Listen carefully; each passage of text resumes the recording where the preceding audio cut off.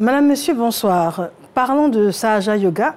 C'est tenu du 10 au 13 août 2023, le 21e séminaire international en pays africain, en Côte d'Ivoire. Sahaja Yoga est une pratique et un mouvement de motivation et de méditation et un mouvement le nettoyage du corps également, le corps subtil, l'homme en harmonie, l'homme spirituel. Le yoga, est-ce une science ou une religion? Combien d'adeptes à travers le monde? Quels sont les bienfaits pour le corps et pour l'esprit? 21e séminaire international, quels en étaient les enjeux et quel en est le bilan? Et ça fait l'actualité.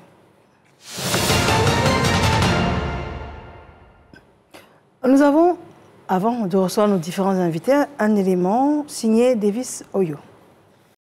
Padiegnan, village de la sous-préfecture de Yakassé-Feyasé, dans la région de l'Indénié-Djouablin, érigé en 3 jours en capitale du Sahaja Yoga, une méta-religion importée de l'Inde qui consiste à développer le moi intérieur. Cette 21e édition du séminaire international du Sahaja Yoga pour l'Afrique s'est ouverte par une méditation collective en langue sanskrit. Le rituel vise à recevoir les bénédictions. Ce rendez-vous international a réuni 14 pays, entre autres le Cameroun, la France, la Guinée et le Ghana. L'idée, prier pour la paix dans le monde, a commencé par les pays africains et la Côte d'Ivoire en particulier. Le Sahaja Yoga se veut un mouvement spirituel qui rassemble autour d'une idéologie de vie commune tous les enfants du divin pour une vie harmonieuse, une vie universelle. La culture de la paix, une initiative encouragée par les autorités coutumières, administratives et préfectorales de la région.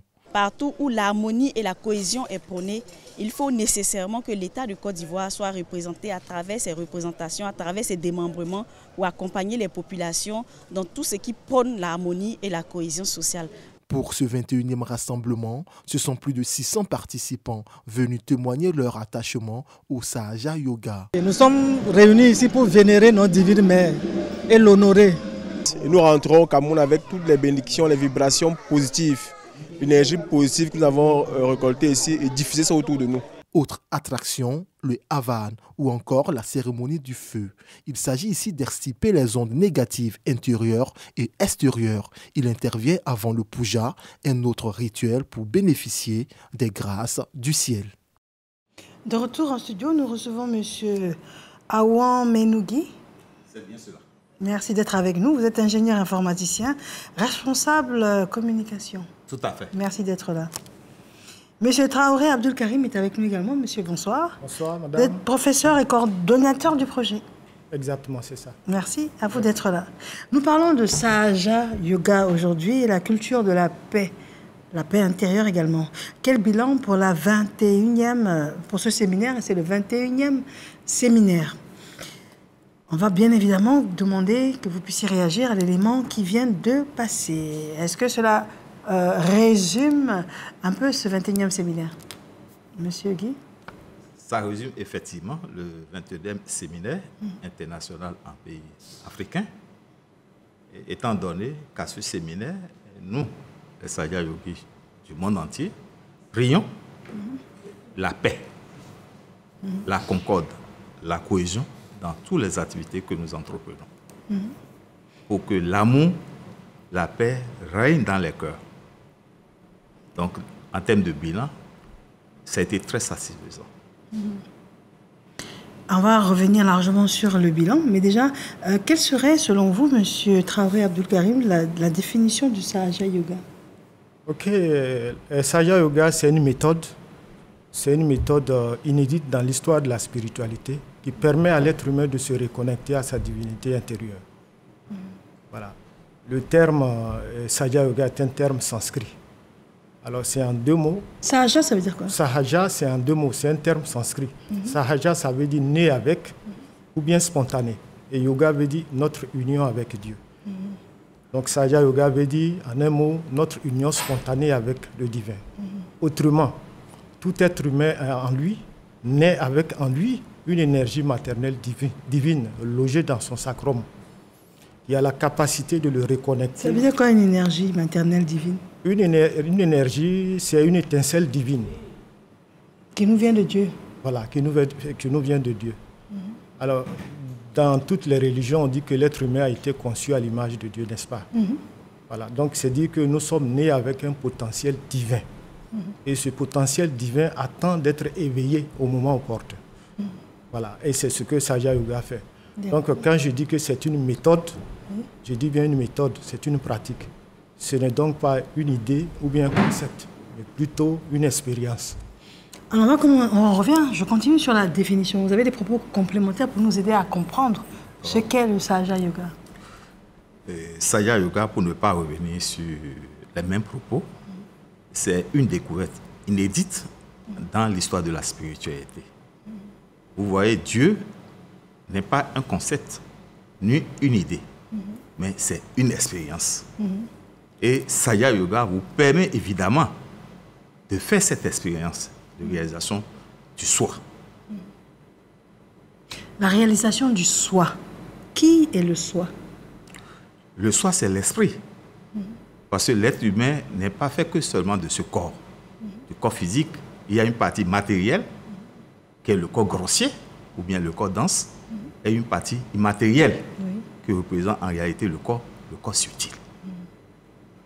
D'accord. Donc, la réalisation de soi, ça revient en fait à éveiller cette énergie qui est logée dans l'os du sacrum. Et reconnecter. Le sacrum, il est où? Le sacrum, en réalité, se situe au niveau de la base de la colonne vertébrale, dans un os qu'on appelle évidemment le sacrum. Donc c'est dans cet os triangulaire que réside cette énergie divine. Voilà. Alors comment on peut... donc on a la mère divine qui a révélé. Alors d'abord, le Sahaja Yoga, c'est une science, c'est un courant de pensée, c'est une religion, qu'est-ce que c'est? C'est une expérience, comme je venais de le dire, c'est une expérience. C'est une expérience qui permet à l'être humain de faire la preuve de l'existence de Dieu. Parce que dire que Dieu existe, c'est vrai, mais ce n'est pas suffisant. Alors, donc, avoir la preuve palpable de Dieu, tangible de Dieu, c'est ça la réalisation du soi. Donc, c'est quand cette énergie, ça consiste à faire monter cette énergie maternelle qui va rejoindre le reflet de Dieu le Père dans notre cœur. C'est là où je reprends ma question. C'est une expérience, ça veut dire quoi? Ce n'est pas un courant de pensée? Oui, ce n'est pas une divinité qui est priée, pour parler de religion non plus. Oui. Et comment vous définissez ça? C'est une connaissance intérieure. C'est une connaissance intérieure. Donc ça veut dire que ce n'est pas lié à une religion. Non. Que l'on soit chrétien ou musulman, Non, on peut être adepte de yoga sans aller en contradiction avec ses convictions religieuses. Exactement. C'est ce que ça veut dire. C'est ce que ça veut dire. D'accord. Maintenant, je peux dire courant de pensée? Non. Quand on dit un courant de pensée, ça peut être une philosophie, mais plutôt une connaissance intérieure. Connaissance intérieure, c'est vraiment... Le terme adapté. Le terme adapté. Alors, cette connaissance intérieure nous fait réaliser que l'on peut réveiller le moi qui est en nous, c'est ça? Le soi, plutôt. Le soi. Le soi, il est différent du moi. Le soi, c'est la réflexion de Dieu en nous. Voilà, Dieu, il est reflété en nous. Il est reflété en nous dans notre cœur. Et c'est celui-là qui fait battre le cœur. Voilà, c'est ce soi-là qui fait tout. Mais nous ne sommes pas conscients de ce soi-là. C'est seulement après la réalisation que nous devenons conscients de ce soi-là. Par l'éveil de cette énergie maternelle-là. Cette énergie maternelle est plutôt l'aspect féminin de Dieu. Nous avons en nous les deux aspects. L'aspect féminin, qui est la Kundalini, qui est logée dans l'os triangulaire que le frère vient de dire, et l'aspect masculin, qui est le Père qui réside dans le cœur. Quand cette Kundalini s'élève, qui est l'aspect maternel de Dieu, elle va rejoindre l'aspect masculin qui se trouve dans le cœur et continuer l'ascension jusqu'à percer la zone limbique. Et en ce moment-là, nous avons la connexion avec le tout. Alors maintenant, cette énergie-là a un support en nous. Et ce support-là, on appelle ça là, le corps subtil. Donc, elle va investir le corps subtil et va commencer à se manifester là, dans les différentes dimensions de notre vie à partir de... Alors moi, je reviens, en tant que profane, je reviens sur ce que l'on comprend aisément. On n'a pas votre niveau de connaissance. On comprend qu'on a une énergie qui réside en nous, qui est logée au niveau du sacrum, qui se trouve être à la base de la colonne vertébrale. On comprend que Dieu est en nous. On comprend que le Sahaja Yoga peut nous aider à faire ressortir cette énergie en nous, et cette énergie peut nous apporter beaucoup. Tout à fait. Ouais. On peut résumer ça un peu comme Tout ça. à fait. Oui, oui. Alors, cette énergie qui est en nous, vous dites qu'elle remonte, et le fait de remonter, elle décuple le potentiel que l'on pourrait avoir au quotidien. Effectivement. Effectivement. Alors, quand cette Kundalini s'éveille, alors quels sont les avantages ça donne? C'est à cette question-là que nous allons venir. Quand la Kundalini s'éveille et qu'elle perce la zone limbique, La zone limbique, c'est où? la zone limbique, c'est au niveau de la fontanelle. La fontanelle, d'accord. Vous voyez que chez le bébé, Quand elle perce cette zone-là, ça veut dire qu'elle sort du corps? elle sort et elle nous unit. En ce moment-là, nous sommes dotés de deux puissantes armes. Quelles sont ces deux puissantes armes-là? La première puissante arme, c'est la conscience vibratoire. C'est-à-dire nous devenons conscients de ce qui était inconscient de nous. Dieu existait, mais comment savoir que Dieu existe? Alors, mais quand la Kundalini nous connecte à la zone limbique, nous devenons conscients de ce qui était inconscient de nous. Donc, nous avons cette conscience vibratoire-là. Et cette conscience vibratoire nous permet de nous guérir.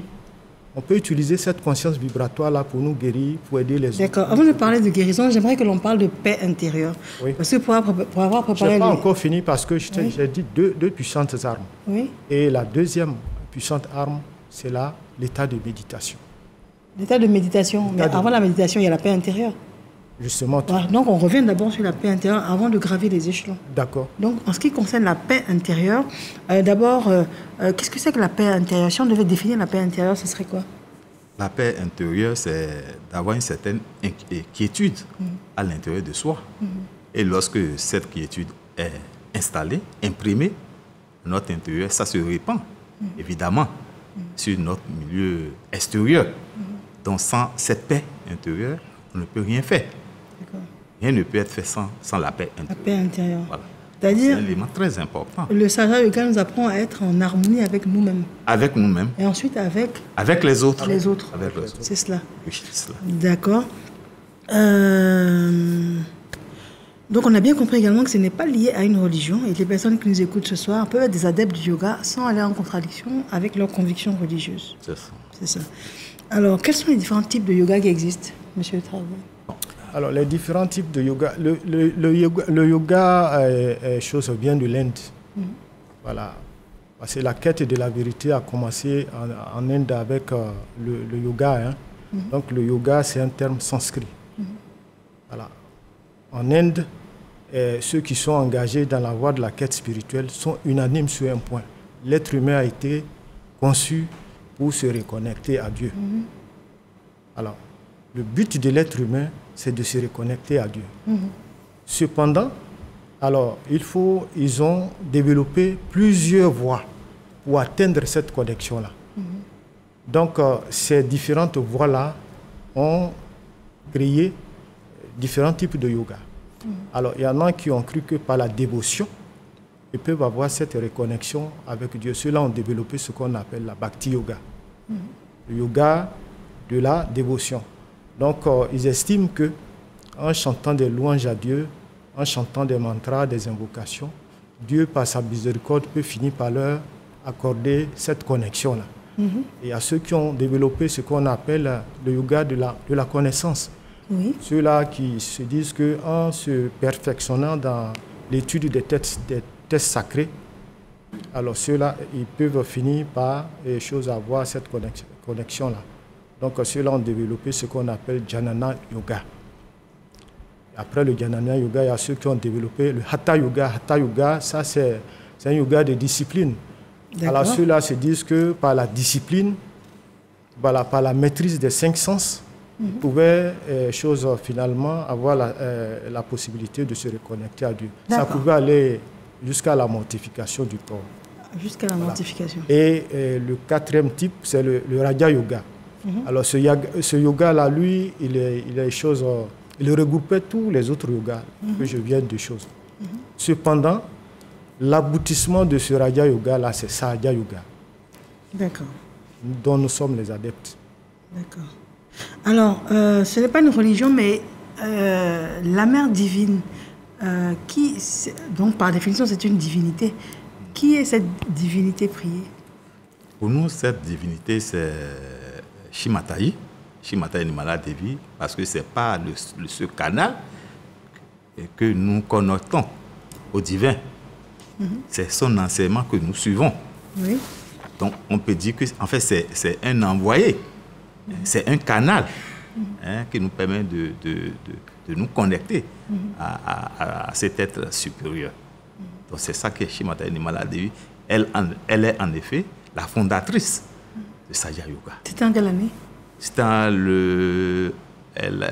la fondatrice, c'était en 1900. Elle a fondé Sahaja Yoga il y a de 63 ans. Le 5 mai 1970. D'accord. Voilà, à Bordy. Alors, donc, je peux ajouter que cette énergie dont nous parlons, c'est une énergie qui a une nature divine. Elle est purement divine. Et donc, nous remarquons que cette énergie a une relation très étroite avec Shimataji. Et elle seule, dans l'histoire de la spiritualité, qui arrive à éveiller cette Kundalini, cette énergie de façon spontanée. Même si vous êtes 1 million devant elle ou bien devant sa photo, vous réalisez de façon tangible que cette énergie s'est éveillée. Donc, qui est laid pour pouvoir avoir un commandement sur une énergie qui elle-même est divine. D'accord. Alors, à ce stade-là, on voulait absolument que vous puissiez comprendre, apprécier l'enjeu d'une telle émission donc sur le Sahaja Yoga et la culture de la paix intérieure. Mais il faut savoir qu'il y a eu le 21e séminaire international qui a eu lieu ces jours-ci, donc au mois d'août. Au mois d'août. Du 10 au 13 août. D'accord. Alors, quelle était l'opportunité d'un tel séminaire? L'opportunité d'un tel séminaire, c'est d'irradier la paix, la concorde, de vivre ensemble et prier pour nos différents pays. Et pour que la joie, la paix, la satisfaction intègrent tous les foyers. Donc c'est en fait le but de ce séminaire. Donc c'est un séminaire qui est trop attendu par tous les pays en terre africaine. Donc c'est pourquoi chaque année, ayant reçu bien sûr la bénédiction de Shimatayi Nimala Devi, nous organisons ces genres de séminaires pour faire répandre Sahaja Yoga, pour que la paix règne. S'il y a la paix intérieure, il va de soi que cette paix va se propager sur notre environnement immédiat. M. Traoré, combien d'adeptes à travers le monde et en Côte d'Ivoire? À travers la Côte d'Ivoire, on ne peut pas quantifier, parce qu'on existe depuis 1997 et de 1997, Sahaja Yoga a eu plusieurs adeptes, c'est-à-dire plusieurs personnes qui ont fait l'expérience de la réalisation. Voilà, donc c'est ce que je peux dire, mais je peux dire que par moment, quand nous nous réunissons, on avoisine les 2000. 2000. Alors, c'est en Côte d'Ivoire. C'est en Côte d'Ivoire. Alors, je dis bien, dans les débuts jusqu'à maintenant, mais il se trouve que certains se retirent. Comme on a dit, on est libre d'entrer et on est libre de sortir. Voilà. Et dans le reportage, vous avez vu, on était à plus de 600. Oui. Alors les personnes sont venues quels sont les pays qui ont participé à ce séminaire? Pour la participation de ce séminaire, on a environ 14 pays. Donc évidemment, la Côte d'Ivoire qui est le pays hôte. Vous avez la République du Bénin, vous avez le Togo, vous avez le Congo, vous avez le Cameroun, vous avez la Guinée-Conakry, vous avez l'Érythrée, vous avez la France, vous avez l'Italie, vous avez l'Inde. Vraiment, c'est plus de 14 pays qui ont participé à ce séminaire de Sahaja Yoga. Le Shimatayi, d'ailleurs, a béni en 2001 à Istanbul, en Turquie. Parce qu'avant le 2001, il fallait que les représentants des pays se rendent du côté peut-être de la Grèce ou bien du Portugal pour pouvoir assister évidemment aux différents séminaires, ce qui posait des problèmes de visa.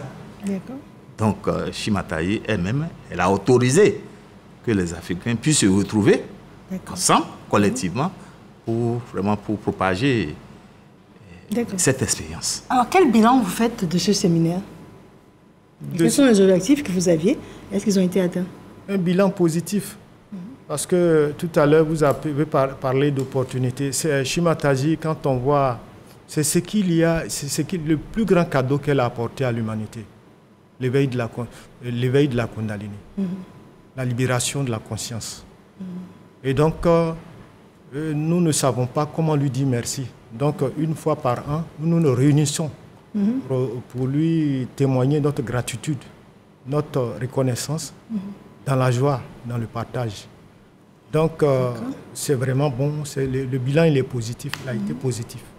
Bilan positif, plus de 14 pays invités. On est déjà au terme de l'émission, mais j'aimerais tellement que vous puissiez répondre à cette question-là. C'est-à-dire, qu'est-ce que le Sahaja Yoga vous a apporté personnellement?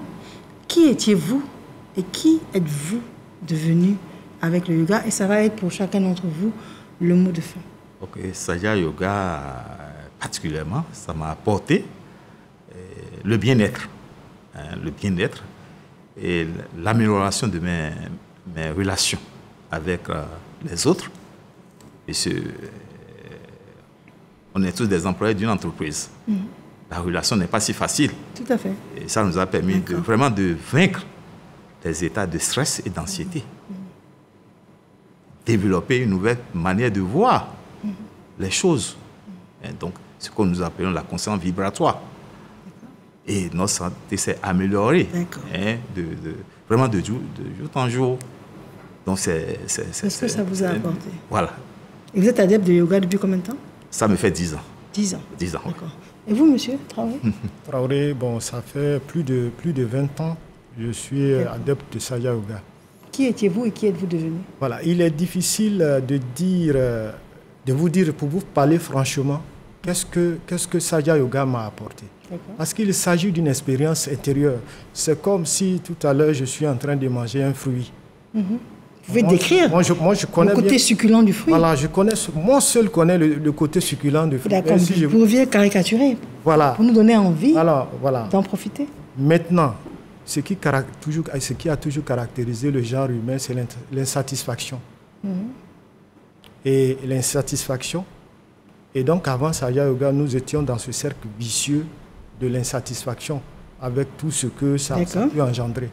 Mais je peux dire que depuis que j'ai commencé à pratiquer Sahaja Yoga, j'ai cet état de satisfaction intérieure-là, un état de paix qui me permet aussi d'irradier ça autour de moi. D'accord. Voilà. Et c'est surtout ça. D'accord, c'est surtout ça. Alors, c'est vrai qu'on est au terme de l'émission, malheureusement, mais quelque chose, donc, quand on préparait l'émission qui m'a interpellée, c'est que le Sahaja Yoga permet d'arriver à la 4e dimension. Et on va terminer vraiment là-dessus. La première dimension, vous avez expliqué que c'était physique. Deuxième dimension, c'était morale. La troisième dimension, allez-y. Alors, mais en quelques secondes. Voilà. Donc, il y a les quatre dimensions. La première dimension, la dimension physique. La deuxième dimension, c'est la dimension mentale. La troisième dimension, la dimension émotionnelle. Ces trois dimensions-là, première dimension, sont des dimensions horizontales. Les consommateurs, des budgétivores de l'énergie. La quatrième dimension, quand elle est activée, c'est une dimension verticale. Alors, elle va prendre le contrôle des trois. Qu'est-ce qu'elle nous permet de faire? Elle nous permet de puiser dans les réserves du divin. Voilà. D'accord. La quatrième dimension, on peut dire que c'est la dimension de l'énergie. D'accord. Voilà, l'énergie divine. Très bien, messieurs. Merci en tout cas d'être venus sur notre plateau pour nous parler donc du Sahaja Yoga, de la culture de cette paix intérieure que l'on devrait tout un chacun rechercher pour un bien-être, être en accord avec soi, être en accord également avec notre environnement. On retient également que la Mère divine nous aide à identifier cette énergie, à la faire grandir. Oui. Est-ce à coup d'exercice, de concentration, de méditation que c'est possible?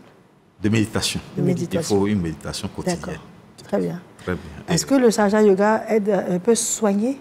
Ça vient en complément de la médecine traditionnelle? Sahaja Yoga, c'est une médecine globale. C'est une médecine globale. Puisque l'être humain n'est pas seulement le corps physique. Nous sommes, en plus de ça, un corps spirituel. D'accord. Sahaja Yoga, est-ce que c'est payant?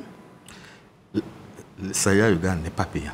D'accord. C'est une énergie qui a été reçue de façon gratuite. Donc, elle est donnée également de façon gratuite. L'entrée est libre et gratuite. Voilà. À quel âge? 5 ans, 10 ans, 20 ans, 30 ans, 50 ans? Non, il n'y a pas d'âge. Il n'y a pas d'âge. Il n'y a pas d'âge. C'est parfait. Voilà. Le seul critère, c'est d'aspirer, d'avoir le désir d'avoir cette reconnexion. Alors, être membre à Sahaja Yoga signifie que vous avez votre Kundalini éveillé. C'est le seul critère.